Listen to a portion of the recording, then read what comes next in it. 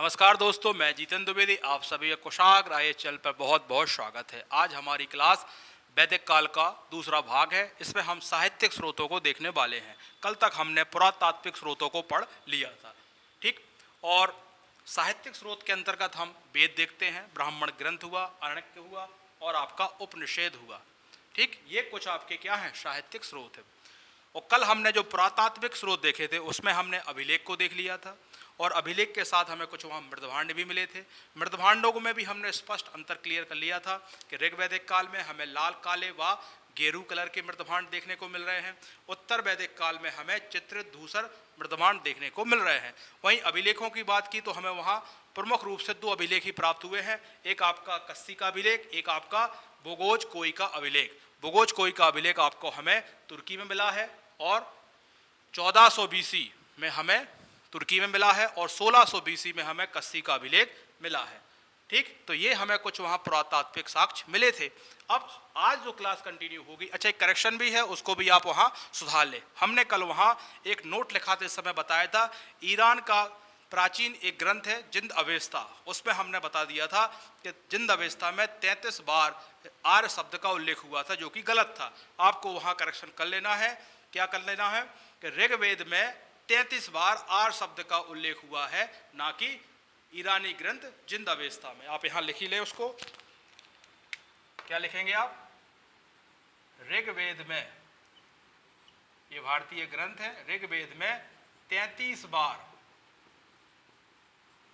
आर्य शब्द का उल्लेख हुआ है, ठीक। ये आपको वहां करेक्शन कर लेना। हम वहां क्या लिखा चुके हैं? जिंद अवेस्ता ईरानी ग्रंथ है, ठीक है। वहां एक लाइन और आप लिख लेंगे, ईरानी ग्रंथ जिंद अवेस्ता और भारतीय ग्रंथ ऋग्वेद में भाषाई आधार पर कई समानताएं देखी गई हैं। तो चाहो तो आप एक लाइन और ऐड कर लेंगे ताकि करेक्शन क्या है, हम वहां ऋग्वेद लिखा की जगह क्या लिखा गया है, ईरानी ग्रंथ लिखा गया है, तो वो आप वहां क्या कर लेना, करेक्शन कर ले। अब आते हैं हम आज की क्लास पर साहित्यिक स्रोत। साहित्यिक स्रोत को देखें आप तो आपके सामने वेद है, वेद आपके 4 हैं, उनको भी हम यहाँ देखेंगे। ब्राह्मण ग्रंथ है। ब्राह्मण ग्रंथ क्या होते हैं? वेदों को सरल भाषा में व्याख्या करने को ही क्या बोलते हैं? ब्राह्मण ग्रंथ बोलते हैं। ये प्रायः गद्य में देखने को मिलते हैं। इसके बाद आरण्यक है, जे गुरु या शिष्यों द्वारा जंगल में गुरु के पास ज्ञान अर्जित करना को ही क्या बोलते हैं? आरण्यक बोलते हैं। फिर होता है उपनिषेद। उपनिषेद में क्या चर्चा होती है? आत्मा, परमात्मा, ब्रह्मा, इन सब का गुरु के समीप बैठकर क्या होती है? चर्चा होती है, क्योंकि उपनिषेद का जो अर्थ होता है वो समीप बैठना होता है, ठीक। और 108 आपके उपनिषेद है। तो इनको हम बारी बारी से पढ़ेंगे। अच्छा, ये तो साहित्यिक स्रोत हो गए। कुछ स्रोत और है आपके जो आपको उत्तर वैदिक काल में भी देखने को मिलते हैं, जैसे आपके उपवेद हो गए, वेदांग हो गया, ठीक है ना, स्मृति ग्रंथ हो गए, पुराण इत्यादि। तो उसको भी आप चाहो तो यहां ऐड कर ले। क्या करोगे? उत्तर वैदिक काल के या उत्तर वैदिक युगीन साहित्य, उत्तर वैदिक युगीन साहित्य कौन कौन से हैं उनको भी हम यहां देख लेंगे। उपवेद है, ठीक है, और वेदांग है, इसके साथ स्मृति ग्रंथ है, स्मृति ग्रंथ, ठीक है ना, और चाहो तो पुराण इत्यादि। तो ये कुछ आपके उत्तर वैदिक साहित्य में हमें देखने को मिलेंगे। तो अब इनको हम साहित्यिक स्रोतों को पढ़ने वाले हैं, ये सब हम पढ़ेंगे। अब आप इनको आप देखेंगे।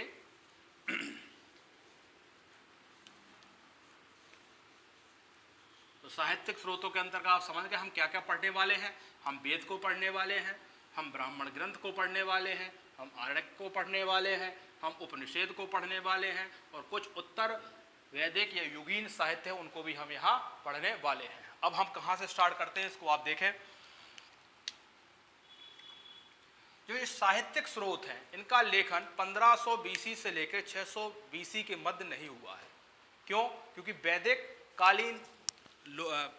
वैदिक काल के जो वैदिक काल में लोगों को लिपि का ज्ञान नहीं था। फिर ये क्या कैसे लिख पाए? श्रुति आधारित, यानी गुरु शिष्य परंपरा में वेद को याद करके या सुन सुनकर एक पीढ़ी से दूसरी पीढ़ी तक पहुंचाया। इसी ज्ञान को क्या बोला जाता है? श्रुति साहित्य। तो आप चाहो तो एक लाइन और लिख सकते हो, वैदिक साहित्य को हम श्रुति साहित्य भी कहते हैं। ठीक, तो आप इसको पहले आप कुछ लिखें तब बाकी आपको समझ में आएगा। क्या लिखोगे आप? साहित्यिक स्रोत, साहित्यिक स्रोतों ब्रैकेट में लिखेंगे 1500 बीसी से 600 बीसी के मध्य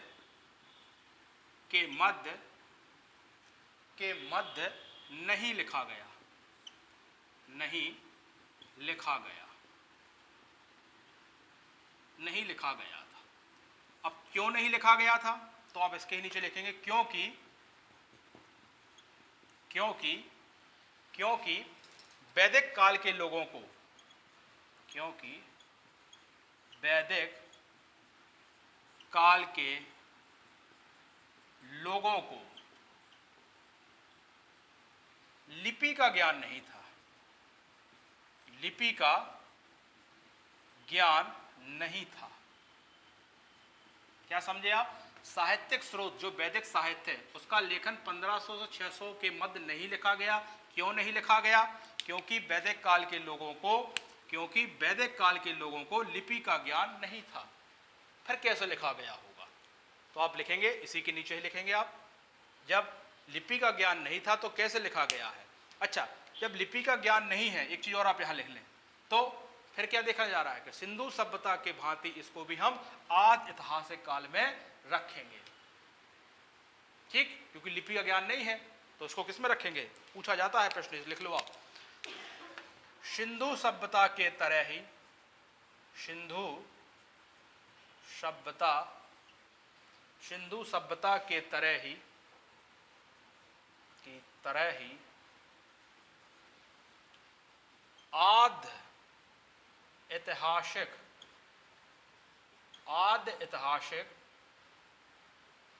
काल की श्रेणी में रखा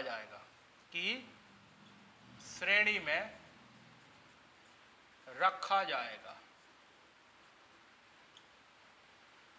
क्या समझ में आया कि साहित्यिक स्रोत 1500 से 1600 के मध्य नहीं लिखा गया। क्यों नहीं लिखा गया?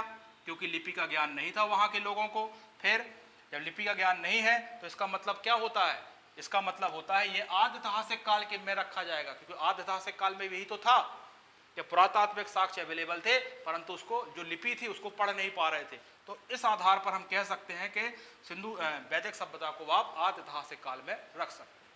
अब फिर इसका लेखन कैसे हुआ? तो आप लिखेंगे, यह ज्ञान सुनकर आगे बढ़ाया गया, यानी श्रुति साहित्य गुरु शिष्य परंपरा के अंतर्गत एक पीढ़ी से दूसरी पीढ़ी तक ज्ञान सुनते हुए या याद करते हुए यह ज्ञान आगे बढ़ाया गया है।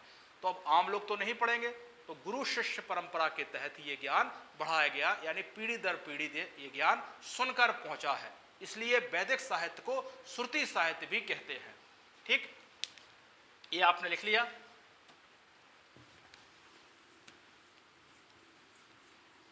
ये कुछ बेसिक है, इसके बाद हम फिर वेद पढ़ना प्रारंभ करते हैं, क्योंकि ये भी कई बार पूछा जाता है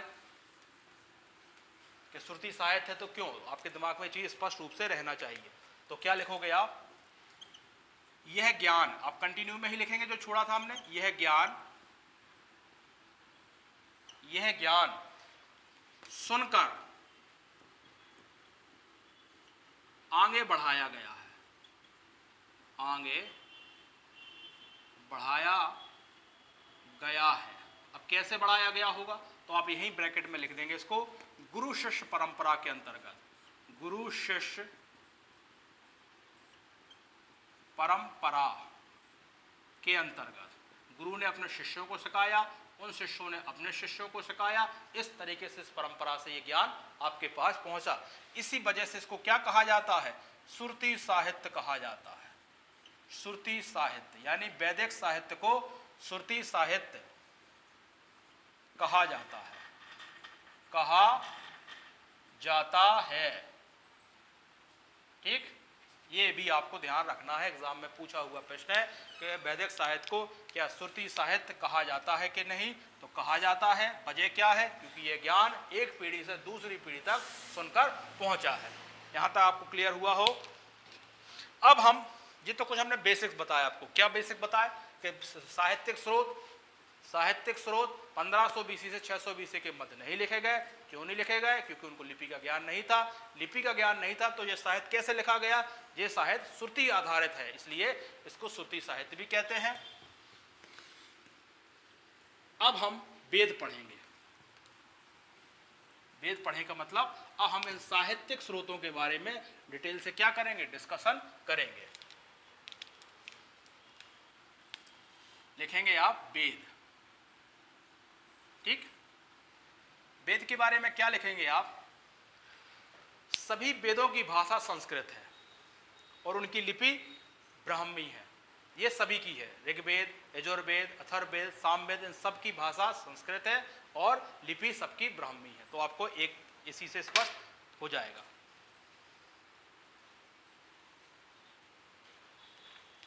ठीक, तो इसको स्टार्ट कहां से करें हम? तो इसको देखते हैं। वेद जो है वो आपका विद धातु से बना है। वेद विद धातु से बना है और इसका अर्थ क्या होता है? इसका अर्थ होता है आपका ज्ञान। ठीक, पहला तो यही पूछ ले किस धातु से बना है। दूसरा, वेद में है क्या? यह सूक्तों, यह सूक्तों, प्रार्थनाओं,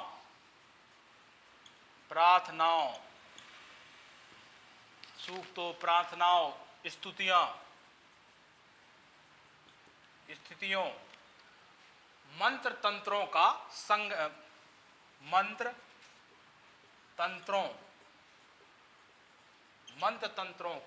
तंत्रों तथा यज्ञ संबंधी सूत्रों का संग्रह है। तथा यज्ञ संबंधी सूत्रों का संग्रह है। अब जब संग्रह है तो इसको एक नाम और बोल सकते हैं हम। क्या बोल सकते हैं? इसलिए वेदों को हम संहिता भी कहते हैं। क्यों? उसमें सूक्तों का, प्रार्थनाओं का, स्तुतियों का, तंत्र मंत्रों का, यज्ञों के सूत्रों का क्या है? संग्रह है। इसीलिए हम इसको क्या कह सकते हैं? इसलिए आप लिखें यहां, इसीलिए वेदों को संहिता भी कहा जाता है। क्योंकि संग्रह हुआ है ना, संहिता कहा जाता है। देखो क्यों क्या कहा जाता है आपको उसका, जैसे श्रुति साहित्य कहा जाता है तो आपको क्लियर होगा क्यों कहा जाता है। इसी प्रकार संहिता कहा जा रहा है तो भी आपको क्लियर हो रहा है क्योंकि सूक्तों का, प्रार्थनाओं का, स्थितियों का, मंत्र तंत्रों का और यज्ञ सूत्रों का क्या है? संग्रह है। इसलिए वेदों को हम संहिता भी कहते हैं। क्लियर? अब हम देखेंगे इसके बाद वेदों की रचना। तो वेदों की रचना पद्य में की गई है, परंतु एकमात्र वेद है यजुर्वेद जिसकी रचना पद्य और गद्य दोनों में की गई है। तो आप इसको भी यहाँ स्पष्ट रूप से लिखेंगे। एक एक पॉइंट जैसा हम लिखाते जा रहे हैं बोर्ड पर, आप वैसा ही स्क्रीनशॉट या पे नोट्सों में लिखते रहें ताकि आपको एक अच्छे नोट्स भी उपलब्ध हो जाएं।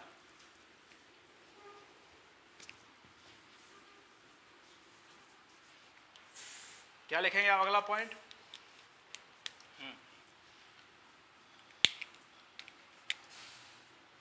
वेदों की रचना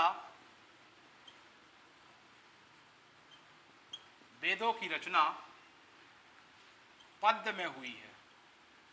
वेदों की रचना आपकी किस में हुई है? पद्य में की गई है। वेदों की रचना पद्य में की गई है।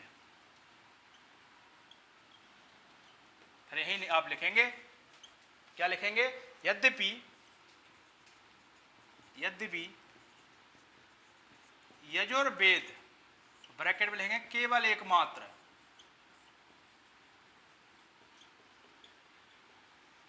यद्यपि यजुर्वेद केवल एकमात्र ही वेद है जो पद और गद्य दोनों में लिखा है।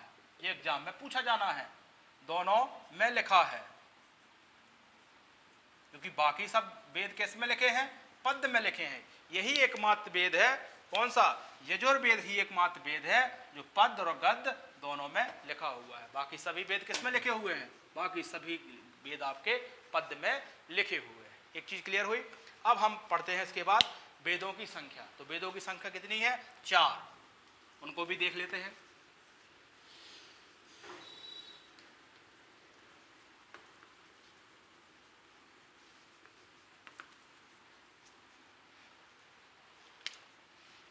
वेदों की संख्या कितनी है? आप ब्रैकेट में चाहो लिख लो, 4 वेद है। 4। पहला है आपका ऋग्वेद। ऋग्वेद के बारे में क्या लिखेंगे? सर्वाधिक प्राचीन है। क्या लिखोगे? सर्वाधिक प्राचीन। अच्छा, वेदों की जो भाषा है वो संस्कृत है और लिपि सबकी ब्राह्मी है। ये आपको कॉमन सबके लिए याद रखना है। ऋग्वेद में क्या लिखोगे आप? सर्वाधिक प्राचीन है। और इसमें है क्या ऋग्वेद में? तो ऋग्वेद में यह सूक्तों का संग्रह है। यह सूक्तों का, इसको मंत्र कहते हैं, सूक्तों का संग्रह है, यानी मंत्रों का संग्रह है यहाँ। ठीक। इसके बाद दूसरा वेद कौन सा है आपका? आपका यजुर्वेद है, जो अभी लिखाया हमने, पद और गद्य दोनों में रचना हुई है। तो लिखेंगे आप यजुर्वेद। यजुर्वेद में क्या देखेंगे आप? यह यज्ञ संबंधी कर्म कांडों, यह यज्ञ संबंधी, यह है यज्ञ संबंधी कर्म कांडों के सूक्तों का संग्रह है। मतलब यज्ञ में कौन कौन से नियम कानून है, इसका संग्रह कहाँ मिलेगा आपको? यजुर्वेद में सूक्तों का संग्रह है। फिर इसके बाद देखेंगे हम तीसरा वेद है आपका सामवेद। सामवेद में क्या है?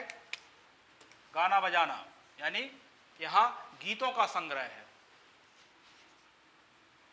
सामवेद, सामवेद में क्या ध्यान रखोगे आप? गीतों का संग्रह है।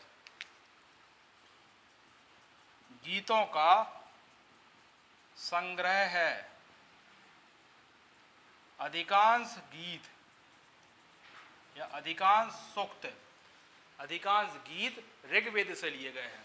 अधिकांश गीत ऋग्वेद से लिए गए हैं। अभी हम इसको जब डेप्थ में पढ़ेंगे तो और अच्छे से क्लियर करेंगे। ऋग्वेद से लिए गए हैं, लिए गए हैं। अंतिम वेद है आपका अथर्ववेद।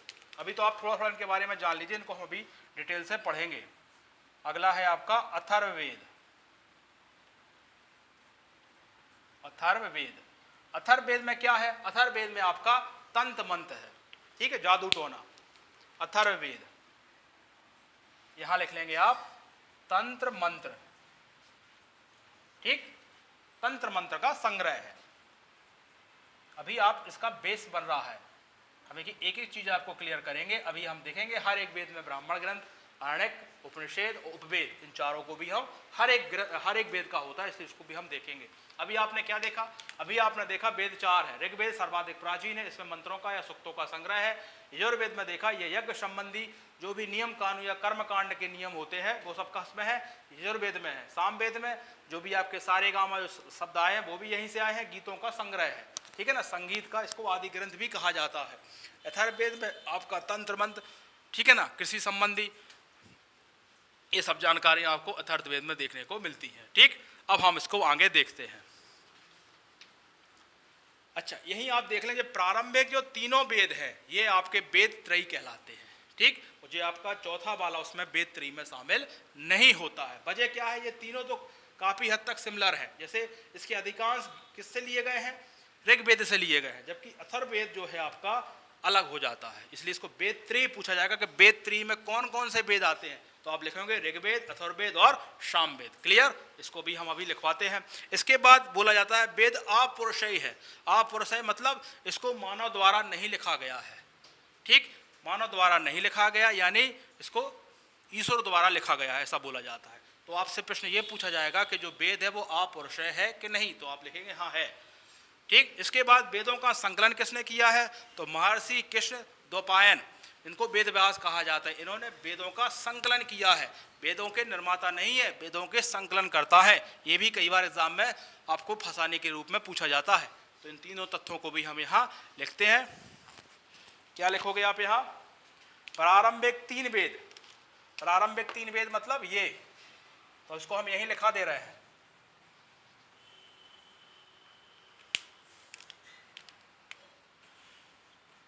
प्रारंभिक तीन वेद, वेद त्रय कहलाते हैं, वेद त्रय कहलाते हैं। बस आपको यह ध्यान रखना है कि वेद त्रय में कौन सा वेद शामिल नहीं होता है, तो आपका अथर्ववेद शामिल नहीं होता है। तो आप एक पॉइंट इसके बाद ये लिखेंगे। इसके बाद लिखेंगे वेदों को अपौरुषेय कहा गया है, इसको हम अब रफ करके लिखाते हैं। यहां तक सबको समझ में आ रहा है कि नहीं? क्या क्या बताया हमने अभी तक? हमने बताया है वेदों का जो संकलन है आपका 1500 से 600 बीसी के मध्य नहीं हुआ गया है, क्योंकि वैदिक काल के लोगों को लिपि का ज्ञान नहीं था, इसलिए सिंधु सभ्यता के भांति इसको ही हम आदि ऐतिहासिक काल के अंतर्गत रखते हैं। इसका फिर जो लेखन हुआ है वो श्रुति आहित हुआ है, एक पीढ़ी से दूसरी पीढ़ी तक ये ज्ञान पहुंचा है, यानी गुरु शिष्य परंपरा के अंतर्गत, इसलिए इसको श्रुति साहित्य भी कहते हैं। वेद शब्द विद धातु से बना है जिसका अर्थ ज्ञान होता है, और वेदों में आपके सूक्तों का संग्रह, तंत्र मंत्रों का संग्रह, प्रार्थनाओं का संग्रह, इसलिए इसको संहिता भी एक नाम रखा गया है। इसके बाद बताया गया है वेदों की रचना मध्य में हुई है, केवल एकमात्र वेद है जो आपका यजुर्वेद है, जो पद और गद दोनों में उसकी रचना हुई है। वेदों की संख्या बता दी, प्रारंभिक तीन वेद हमने क्या बता दी आपको, ये वेद त्रयी है। अब हम आपको लिखा रहे हैं कि वेदों को अपौरुषेय, क्या लिखा जाएगा, वेदों को अपौरुषेय, अपौरुषेय यानी ब्रैकेट्स का अर्थ क्या होता है, मानव द्वारा रचित नहीं, मानव द्वारा रचित नहीं, और इसको ब्रैकेट में बंद कर देंगे। वेदों को अपौरुषेय माना जाता है, यानी इसका आशय क्या नहीं हुआ, यानी वेदों की रचना मानव ने नहीं की है। अगला, वेदों के संकलन करता, वेदों के संकलन कर्ता कौन है, ये बड़ा इंपॉर्टेंट है और आपको ध्यान रखना होगा। वेद व्यास है, इनका पूरा नाम, पहले तो आप चाहो तो वेद व्यास लिख लें, ठीक है। अब आपकी पूरा नाम इनका क्या है, तो आप लिखेंगे महर्षि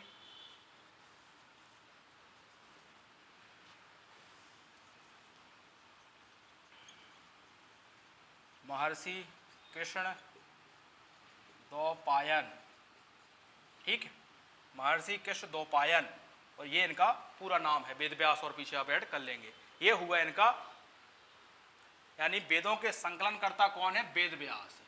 पहली बात, ये संकलन करता है, निर्माता नहीं है, ये ध्यान रखना, कंफ्यूज कर सकता है एग्जाम में कि वेदों के निर्माता वेद व्यास है, तो नहीं, संकलन करता है। इन्होंने वेदों का संकलन किया है, जो 1500 से 1600 बीसी में सब चीजें हुई हैं उनका इन्होंने संकलन करता कहलाते हैं वेद व्यास। इनका पूरा नाम महर्षि कृष्ण द्वैपायन। इसके बाद वेदों के 4 भाग और होते हैं, जो हम जैसे ऋग्वेद पढ़ेंगे तो उसमें हम 4 भागों को और अध्ययन करते हैं। कैसे, वो भी लिख लें आप यहाँ।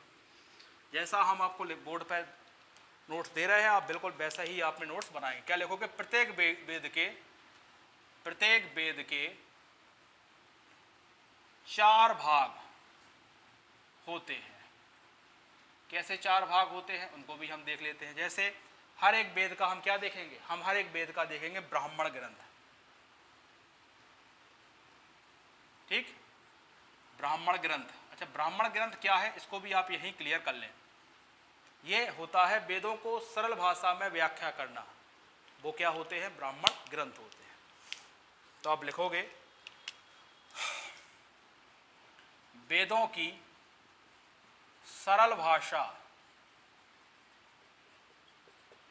भाषा में व्याख्या करना, ये कहलाता है ब्राह्मण व्याख्या करना, ये कहलाता है आपका ब्राह्मण ग्रंथ। ब्राह्मण ग्रंथ आपको प्रायः गद्य वाला हिस्सा होगा, तो लिखोगे प्रायः गद्य वाला हिस्सा, गद्य वाला हिस्सा। ठीक, ये हो गया ब्राह्मण ग्रंथ। तो हर वेद का ब्राह्मण ग्रंथ भी होगा। इसी प्रकार हर वेद का आपको क्या देखने को मिलेगा, ब्राह्मण ग्रंथ देखने को मिलेगा, आपको अरण्यक देखने को मिलेगा हर एक वेद का। ये अभी हम आपको जैसे ऋग्वेद पढ़ाएंगे तो आपको बताएंगे कि ऋग्वेद का ब्राह्मण ग्रंथ क्या है, ऋग्वेद का अरण्यक क्या है, ऋग्वेद का उपनिषद क्या है, ऋग्वेद का उपवेद क्या है। इसलिए आपको अरण्यक, अरण्यक मतलब होता है शिष्यों द्वारा जंगल में गुरु से प्राप्त ज्ञान, क्या कहलाता है, अरण्यक कहलाता है। क्या लिखोगे आप, शिष्यों द्वारा जंगल में जाकर, जंगल जरूरी है क्यों, अरण्यक जंगल का ही क्या है जी, अरण्यक को भी जंगल बोला जाता है। शिष्यों द्वारा जंगल में गुरु द्वारा प्राप्त ज्ञान को, प्राप्त ज्ञान को क्या कहा जाता है, अरण्यक कहा जाता है। इसको कहा जाता है। एक और इसको चाहो तो एक इसको कहा जाता है, इसको वन पुस्तक भी कहा जाता है, क्योंकि अरण्यक का मतलब क्या होता है, वन। तो चाहो तो इसको लिख लो आप, इसे वन पुस्तक, इसे वन पुस्तक कहा जाता है। ठीक, ये हो गया। अच्छा, यहां क्या डिस्कशन होता है, तो यहां होता है रहस्यवाद और दार्शनिक का, यहां क्या होती है, विषय वस्तु क्या रहती है। मान लो अरण्यक में क्या पढ़ाई जाती है, तो आप लिखेंगे यहां विषय वस्तु। ये हम आपको अरण्यक और ब्राह्मण ग्रंथ यही क्लियर कर दे रहे हैं, क्योंकि उसके बाद हम सीधा वेद पढ़ाएंगे और उसका ब्राह्मण, अरण्यक, उपनिषद, वेद लिखाते हुए आगे बढ़ जाएंगे। तो आप इसको यही स्पष्ट कर लें। विषय क्या है, विषय है इनका, इनकी विषय वस्तु है दार्शनिक और रहस्यवाद, दर्शनवादी एवं रहस्यवादी सिद्धांतों की,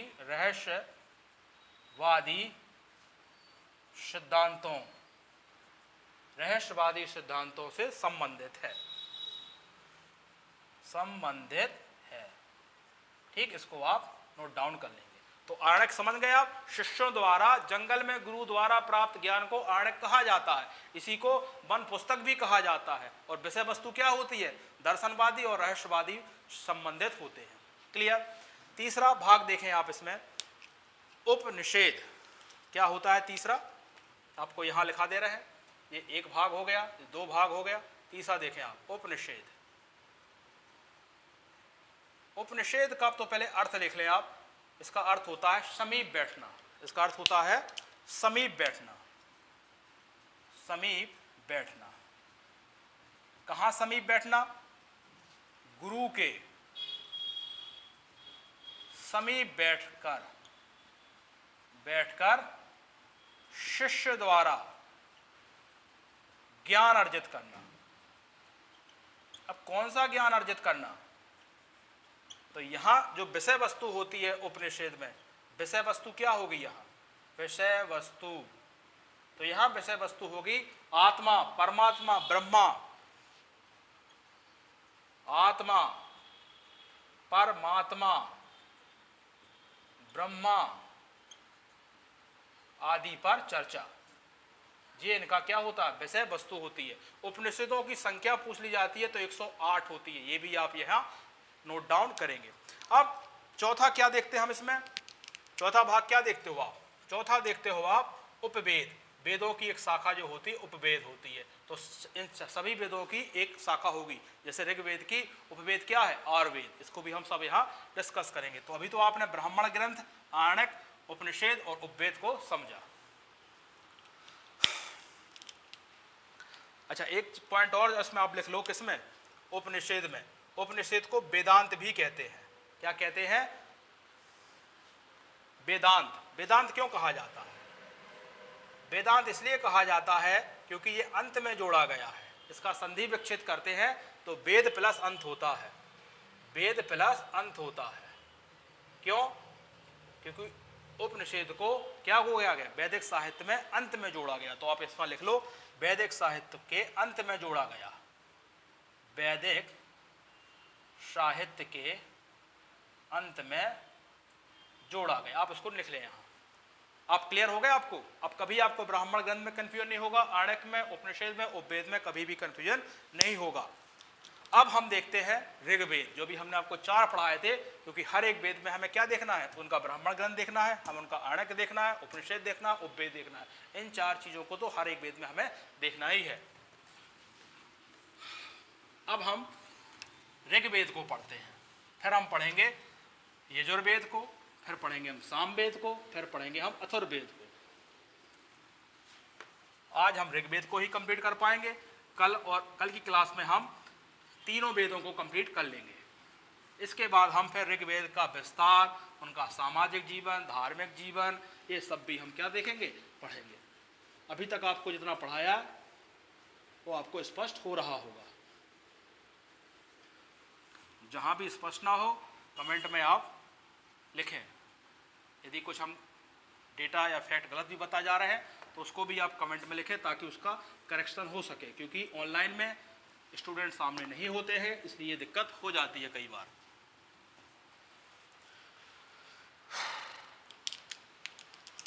अब लिखेंगे आप पहला, ऋग्वेद को हम पढ़ रहे हैं, ये सब साहित्यिक स्रोत पढ़े जा रहे हैं अभी आप, ठीक। तो ऋग्वेद में क्या पढ़ेंगे आप, पहला पॉइंट, सभी वेदों की भाषा, जितने भी आपके 4 हैं, उनकी भाषा कौन सी होगी, संस्कृत होगी। तो लिखेंगे आप सभी वेदों की भाषा, सभी वेदों की भाषा कैसी है, संस्कृत है। तो आपको ये तो एक चीज याद करनी नहीं है कि यजुर्वेद की भाषा कौन सी है, आपको क्लियर हो गया, सबकी है संस्कृत है। और सभी की लिपि कौन सी है, सभी वेदों की लिपि ये आपकी ब्राह्मी लिपि है। तो आपको ये भी एक समस्या क्या हो गई, खत्म हो गई, ब्राह्मी, ठीक। अब हमें क्या देखना है, इसमें क्या है, मतलब ऋग्वेद में किसका कलेक्शन है, तो इसमें विभिन्न देवताओं की स्तुतियों में गाए गए मंत्रों का संग्रह है। क्या लिखोगे, इसमें विभिन्न देवताओं, इसमें विभिन्न देवताओं की स्तुति में गाए गए मंत्रों का संग्रह है, ठीक। अच्छा, एक और आप इसकी ब्रैकेट में ही लिखेंगे, जो भी मंत्र स्टार्ट होता है उसमें अग्नि की उपासना से प्रारंभ होता है, पूछा जाता है। क्या लिखोगे, प्रत्येक मंत्र अग्नि की उपासना से प्रारंभ होता है, प्रारंभ होता है, क्लियर। ये अब और क्या लिखेंगे इसके बाद, जो ऋग्वेद का पुरोहित होता है उसको होता कहा जाता है। आपसे प्रश्न का कौन सा पूछा जाएगा कि ऋग्वेद का पुरोहित को क्या कहा जाता है, सामवेद के पुरोहित को क्या कहा जाता है, इस टाइप से आपसे प्रश्न बनेगा। तो आप लिखोगे, क्या लिखोगे, मुख्य पुरोहित कौन होता है ऋग्वेद की, मुख्य पुरोहित, मुख्य पुरोहित होता है होता, ठीक। तो लिखोगे आप होता।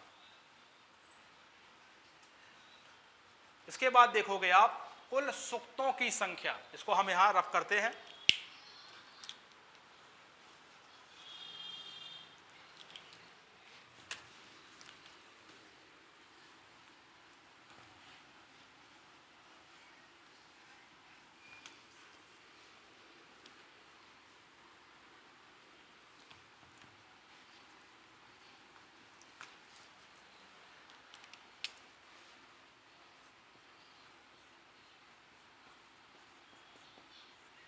कुल सूक्तों की संख्या, प्रश्न बनता है कितने सूक्तों की संख्या यहाँ कितनी है, 1028। इसको हम दूसरे 1028, ठीक।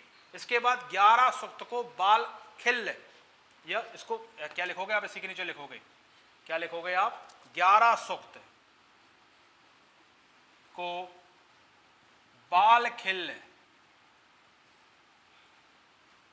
बाल खिल। बाल खिल क्यों कहा जा रहा है? क्योंकि बाद में जोड़ा गया, बाद में जोड़ा गया।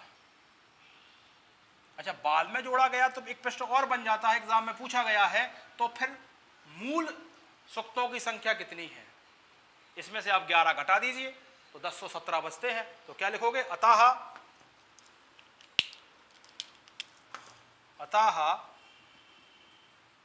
ऋग्वेद में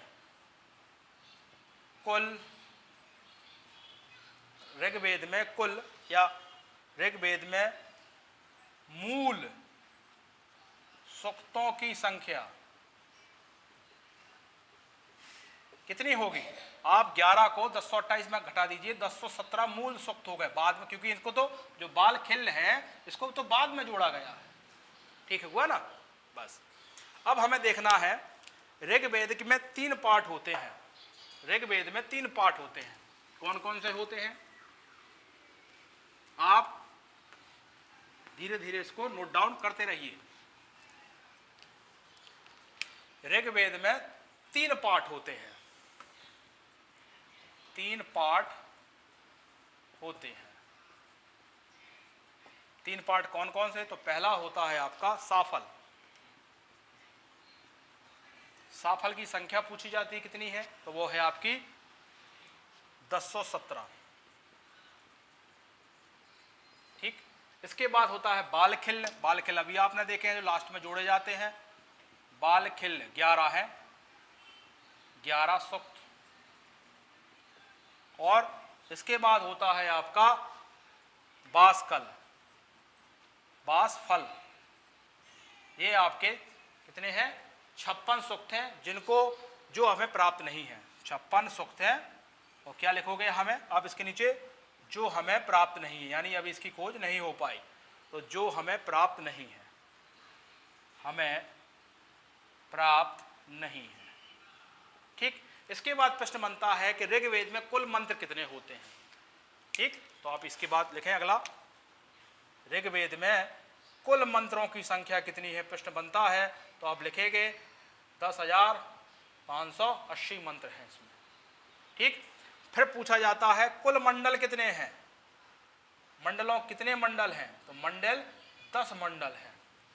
ये भी प्रश्न बनता है। अब हम देखेंगे 2 से 7 नंबर तक के जो मंडल हैं, इनको हम प्राचीन मंडल, ऋषि मंडल, वंश मंडल के नाम से भी जानते हैं। अब हम ऋग्वेद ही पढ़ रहे हैं। आप ऋग्वेद में हम अब पढ़ने वाले हैं, ऋग्वेद में जो 10 मंडल हैं, इनसे कौन कौन से महत्वपूर्ण प्रश्न जो आपसे एग्जाम में पूछे जाएंगे। ऋग्वेद ही चल रहा है अभी हमारा पहला ही। तो ऋग्वेद में हम क्या पढ़ने वाले हैं? मंडल। मंडल कितने बताए हमने? 10। तो 10 में हम क्या देखेंगे? 2 से 7वें मंडल को वंश मंडल, ऑब्लिक ऋषि मंडल और गोत्र मंडल भी कहा जाता है। ऋषि मंडल और गोत्र मंडल, गोत्र मंडल कहा जाता है। और जो 2 से 7वें मंडल है, इनको हम प्राचीन मंडल भी कहते हैं। बाद में जो मंडल आते हैं उसको हम नवीन मंडल भी कहते हैं। ठीक। अब हमें देखना है, बाकी सब बाद में जोड़े गए हैं। अब हम एक एक करके इन मंडलों को देखेंगे। प्रथम मंडल किसका है? तो प्रथम मंडल अज्ञात है। ठीक। ये तो समझ गए, 2 से 7 मंडल को वंश मंडल, ऋषि मंडल कहा जाता है और इनको ही हम प्राचीन मंडल कहते हैं। अब हम इन मंडलों में से कौन कौन सा चीज आपके एग्जाम के दृष्टिकोण से जरूरी है उसको देखते हैं। प्रथम मंडल देखते हैं हम। प्रथम, इसको रख करते हैं प्रथम मंडल। प्रथम मंडल अज्ञात है। ठीक है। फिर आप देखते हैं द्वितीय मंडल। द्वितीय मंडल के हैं गुप्त, समद।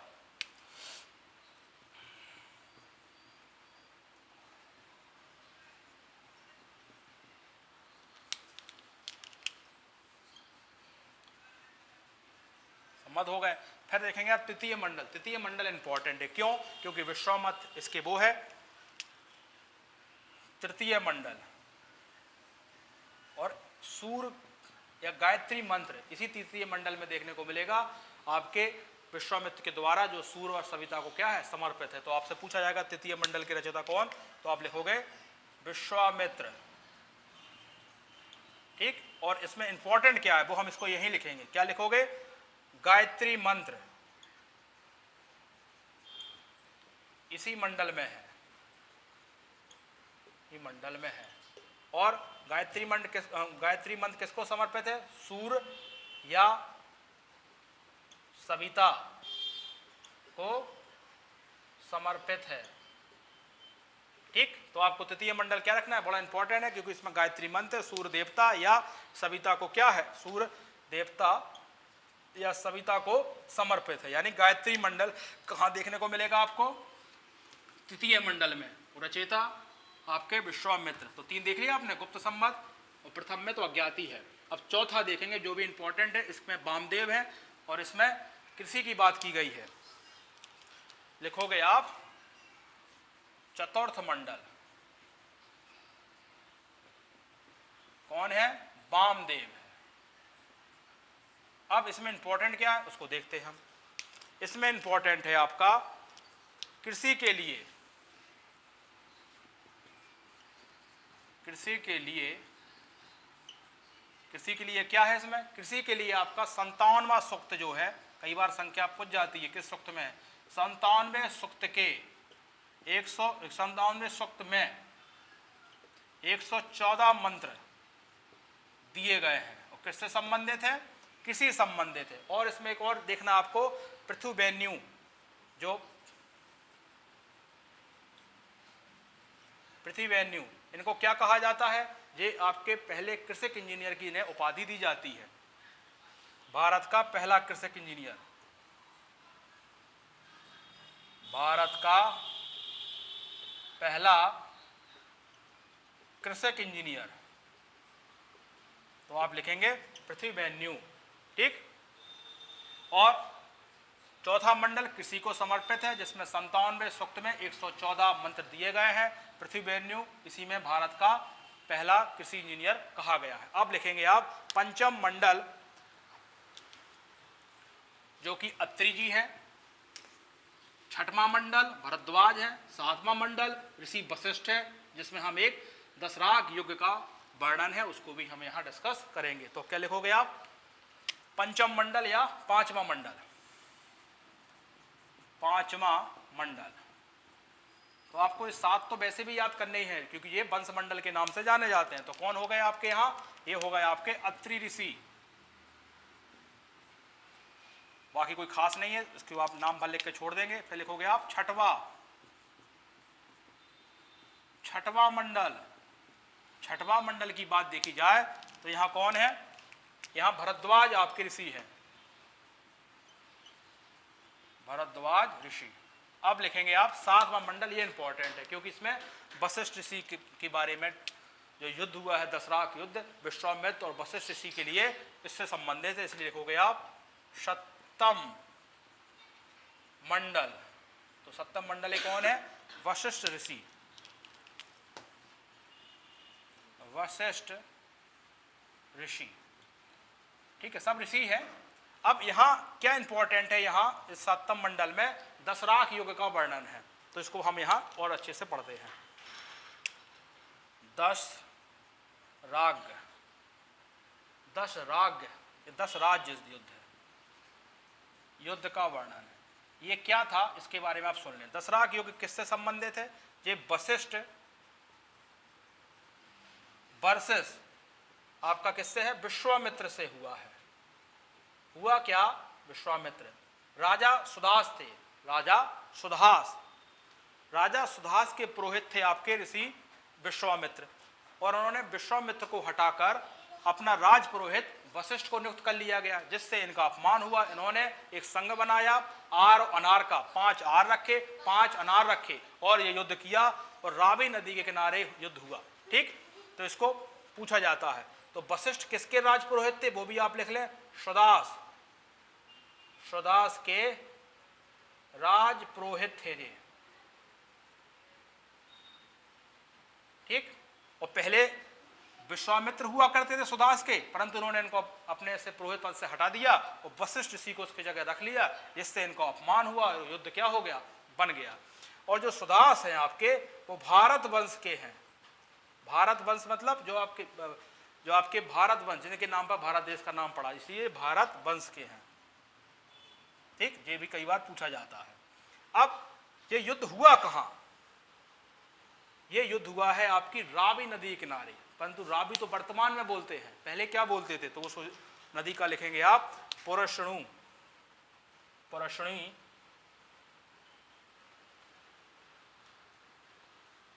पुरशणी नदी। और इसको वर्तमान में क्या नाम से बोला जाता है? रावी। तो युद्ध कहां हुआ है? पुरशणी या रावी नदी के तट पर ये युद्ध हुआ है। कौन सा युद्ध? दशरथ युद्ध, ठीक। अब यहां विश्वामित्र ने दो संघ बनाए। कैसे संघ बनाए? एक में रखा इन्होंने आर्यों को, तो 5 थे वो जो संघ बनाए, और 5 थे अनार, 5 थे, यानी संघ निर्मित किया इन्होंने आर्य और अनार्यों का। और जो सुदास थे ये तो आपके आर्य ही थे। और अभी हम आगे बताएंगे आर्य किसको कहते थे, क्योंकि हमें शुरुआत में बताया आर्य का मतलब होता है श्रेष्ठ, कुलीन, उत्तम, है ना, सज्जन, इन सब की बातें होती है। तो ये विश्वामित्र ने एक संघ बनाया 5 आर्य 5 अनार्यों का, वशिष्ठ ऋषि ने सुदास के साथ। इस युद्ध में विजय कौन हुआ? विजय हुई थी सुदास की। मान लो परिणाम पूछा जाए कि जीता कौन था, तो सुदास विजय हुआ था, भारत वंशीय थे ये, ठीक। तो 7वें मंडल में इस दशरथ युग की चर्चा हुई है। स्पष्ट हुआ आपको युद्ध? अब हम लिखते हैं 8वां मंडल। कर्ण व अंगिरस है, 9वां सोम को समर्पित है, 10वें आपका पुरुष सूक्त, नदी सूक्त, विवाह सूक्त। इस प्रकार आपके 10 मंडल हो जाएंगे। तो अब लिखेंगे हम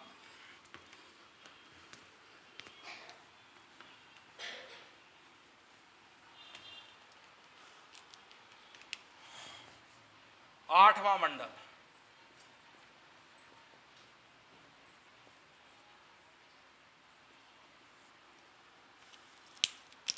कर्ण व अंगिरस।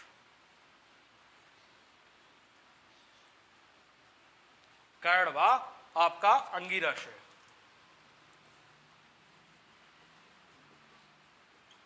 ठीक। और उसमें कुछ और नहीं पढ़ना है, तो नहीं पढ़ना है। फिर लिखेंगे आप 9वां। 9वां मंडल इंपॉर्टेंट क्यों है? क्योंकि ये सोम को समर्पित है, सोम को समर्पित है, यह सोम का वर्णन है। कैसा वर्णन है? तो वो भी आप देखें यहां 114 मंत्र ऋग्वेद से मिले हैं हमें।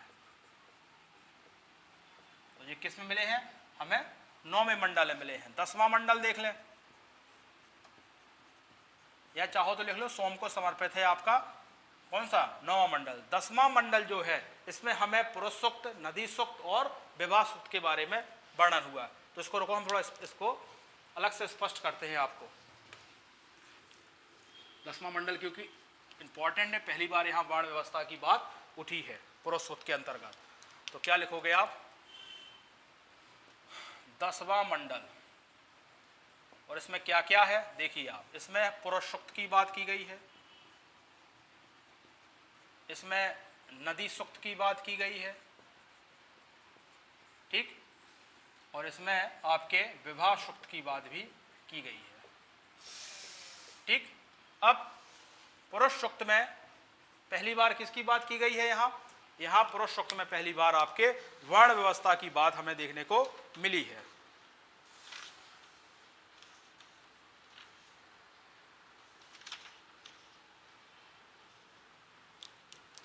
क्या लिखोगे आप यहां इसके नीचे?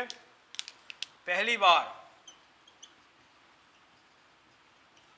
वर्ण व्यवस्था की, पहली बार वर्ण व्यवस्था का उदाहरण मिला है किसमें? 10वें मंडल में। और किस प्रकार की वर्ण व्यवस्था? तो आर व अनार के रूप में देखने को मिली है, या आर और गैर आर। जो गोरे थे उनको हम आर कहते थे, जो श्याम रंग के थे उनको हम अनार कहते थे, या गैर आर कहते थे। तो लिखेंगे आप आर और गैरार। अच्छा, इनका भी कैसा विभाजन होता था? गोरे वर्ण वो हो गए आर, और जो श्याम रंग के हो रहे थे उनको बोला गया श्याम वर्ण, गैरार। ठीक। और यही आप लिखेंगे शूद्र शब्द का उल्लेख सर्वप्रथम ऋग्वेद के 10वें मंडल में हुआ है। यही लिखेंगे आप नोट में, या अगला पॉइंट इसी के नीचे हम पूरा सूक्त के बारे में पढ़ रहे हैं। क्या लिखोगे? शूद्र शब्द का उल्लेख पहली बार ऋग्वेद के 10वें मंडल में हुआ है। ठीक, ये आपको पता चल गया। अब नदी सूक्त के बारे में भी जान लें आप। यहां लगभग 25 नदियों की बात आई है। 25 नदियों का यहां क्या हुआ है? जिक्र हुआ है। इसमें भी थोड़ा सा डाउट हो जाता है, कई जगह 21 नदियों की बात होती, फिर भी आप इसको और कंफर्म करेंगे आप। अभी हम यहां 25 लिखा दे रहे हैं आपको। अब देखें आप अगला क्या, यहाँ ऋग्वेद में सबसे पवित्र नदी किसको कहा गया है? सरस्वती को, और नदियों की मां भी कहा गया है। तो अब यहाँ 2 पॉइंट लिखेंगे। ऋग्वेद में सबसे पवित्र नदी कौन सी है? सरस्वती। अभी हम नदियों के बारे में डिस्कशन करेंगे आगे चलकर, तो वहां स्पष्ट करेंगे हम। दूसरा, ऋग्वेद में सबसे पवित्र नदी सरस्वती, और नदीतमा भी से कहा गया। क्या कहा गया है? नदीतमा, यानी नदियों की मां।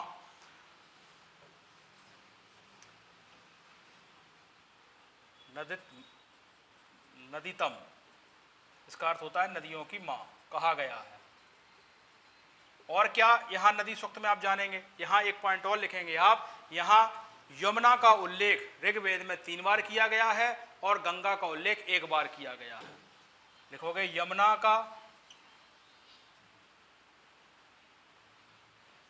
का उल्लेख 3 बार प्लस गंगा का उल्लेख 1 बार। इसका मतलब क्या हुआ? इसका आशा यह हुआ कि ऋग्वैदिक काल के लोग सतसंधव प्रदेश में ही निवास करते थे, क्योंकि यदि इस साइड आए होते गंगा यमुना द्वाब तक तो उसका उल्लेख भी ज्यादा आपको देखने को मिलता है। अब क्या देखना है हमें इसमें? हमें देखना है ऋग्वेद की रचनाएं कुछ विदेशी कन्याएं भी करती थी, अपाला घोषा, इनको भी हम यहाँ देखेंगे। कुछ विदेशी कन्याएं होती थी जो विवाह नहीं करती थी और वेदों का अध्ययन करती थी, यानी वेदों की रचनाएं भी करती थी, तो उनके बारे में लिखेंगे। इसके बाद हम वही लिखेंगे ऋग्वेद का ब्राह्मण ग्रंथ, ऋग्वेद का आरण्यक, ऋग्वेद का उपनिषद और ऋग्वेद का उपवेद। ठीक, फिर कल हम पढ़ेंगे इसके बाद क्या? इसके बाद हम कल पढ़ेंगे आपके बाकी बचे तीनों वेद।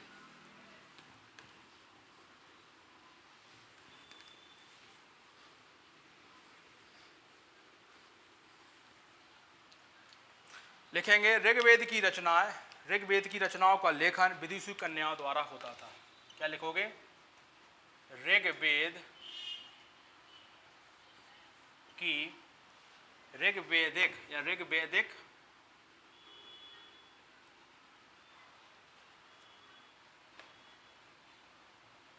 ऋग्वैदिक, ऐसा लिखेंगे आप, ऋग्वैदिक रचनाओं का लेखन विदुषी कन्याओं द्वारा, कन्याएं करती थी। अब कुछ कन्याओं के नाम आपसे एग्जाम में पूछता है, तो आप लिखोगे विदुषी कुछ कन्याओं के नाम। वो है आपकी अपाला, घोषा, लोपामुद्रा। क्या लिखोगे आप? अपाला, घोषा, है ना, लोपामुद्रा। ठीक है, लोपामुद्रा हो गई, विस्वरा हो गई। और आपसे एग्जाम में ये कुछ नाम दे दिए जाते हैं, पूछते हैं ये लोग कौन है, तो ये विदुषी कन्याएं हैं। और ये और एक है आपकी सिक्ता, निवावरी, ये हो गई कुछ आपकी विदुषी कन्याएं। इनके नाम आप याद रखेंगे। अब हम पढ़ेंगे ऋग्वैदिक काल के ब्राह्मण ग्रंथ, तो हम एक ऐसा फॉर्मेट बनाते हैं कि तो आपको आसानी से सब याद हो जाए। देखिए कैसा फॉर्मेट बनाते हैं। आप देखें, ऋग्वेद का ब्राह्मण ग्रंथ, ठीक, फिर लिखेंगे आप ऋग्वेद का आरण्यक, फिर लिखोगे आप ऋग्वेद का उपनिषद, और फिर ऐसे ही आपको चारों के पढ़ना है, अथर्ववेद सबके। फिर लिखोगे आप ऋग्वेद का उपवेद। ये हमें चारों देखना है, तो कितना आसान है आपको ये बताना चाह रहे हैं। ब्राह्मण ग्रंथ ऋग्वेद का कौन है? तो दो हैं। कौन कौन से हैं? ऐतरेय, और एक है आपका कौसतकी। कौसतकी, ठीक। कौसतकी नाम क्यों पड़ा? नाम क्यों पड़ा? नाम क्यों पड़ा? तो क्योंकि ऋषि कौन थे? कौसत आपके ऋषि थे, कुशीतक ऋषि थे, इसलिए उनका इस ग्रंथ ब्राह्मण ग्रंथ क्या पड़ गया नाम? कुशीतक ऋषि थे, ठीक, इसलिए कौसतकी नाम पड़ गया। ऐसी ऐतरेय की बात की जाए तो एक ऋषि थे आपके महिदास ऋषि, उनकी माता का नाम था इतरा, इसलिए यहाँ ऐतरेय पड़ गया, ठीक। उससे आपको मतलब नहीं, वो कहानियां हैं। आपसे एग्जाम में पूछा जाएगा ब्राह्मण ग्रंथ क्या है, तो आप लिखोगे ऐतरेय और कौसतकी। अब ऋग्वेद का आरण्यक क्या है? तो देखो सेम का मतलब ऐतरेय और कौसतकी, यानी आपको एक याद हो गया, यानी सभी याद हो गए। फिर उपनिषद पूछा जाएगा, सेम। उपवेद जो है वो भरा आप ध्यान रखेंगे, उपवेद इसका जो है वो आपका आयुर्वेद है। क्या है? आयुर्वेद है, आयुर्वेद, ठीक, आयुर्वेद है।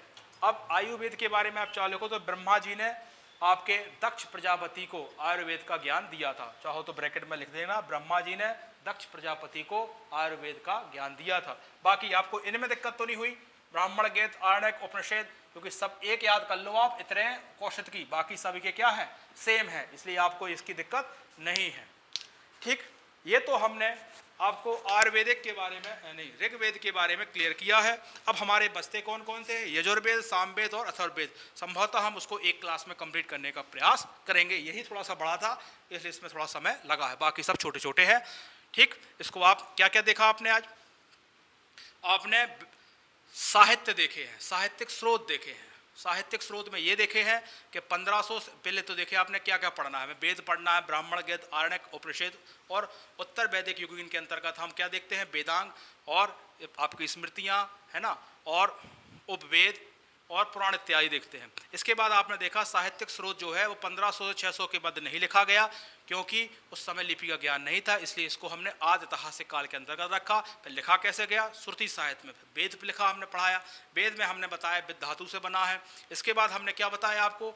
जो वेद विद धातु से बना है, इसमें हम मंत्रों का, श्रुतियों का, प्रार्थनाओं का, यंत्र तंत्रों का संग्रह करते हैं, इसलिए हमने इसको संहिता भी कह दिया। फिर हमने बताया वेदों की रचना पद्य से हुई है, केवल एकमात्र वेद है यजुर्वेद, इसकी पद्य और गद्य में दोनों में रचना हुई है। फिर हमने वेदों की संख्या बताई, ऋग्वेद, यजुर्वेद, सामवेद, अथर्ववेद। फिर हमने जो ऊपर के तीनों वेद यानी अथर्ववेद को छोड़कर बाकी सब बताया कि ये क्या है? वेद त्रयी है। इसके बाद हमने बताया वेदों का संकलन वेद व्यास ने किया है, और ये संकलन करता है, और हमने बताया वेदों जो है अपौरुषेय है, यानी मानव द्वारा लिखित नहीं है।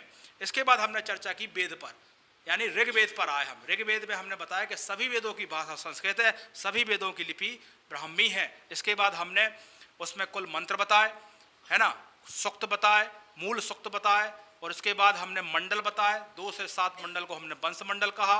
9-10वें मंडल में हमने सोम को, 10वें मंडल में पुरुष सूक्त के बारे में भी डिस्कशन किया। इसके बाद हमने इन सभी ग्रंथों का, अभी आपने देखा ब्राह्मण ग्रंथ देखा, आरण्यक देखा, उपनिषद देखा, उपवेद देखा, ठीक। तो ये आपका एक रिवीजन हो गया। इसी तरीके से आप पूरा पढ़ेंगे और बार बार इसको क्या करेंगे? पहले तो नोट्स बनाएंगे, फिर बार बार उसको रिवीजन करेंगे। आज की क्लास के लिए धन्यवाद। वो करेक्शन भी आप सही कर लेना।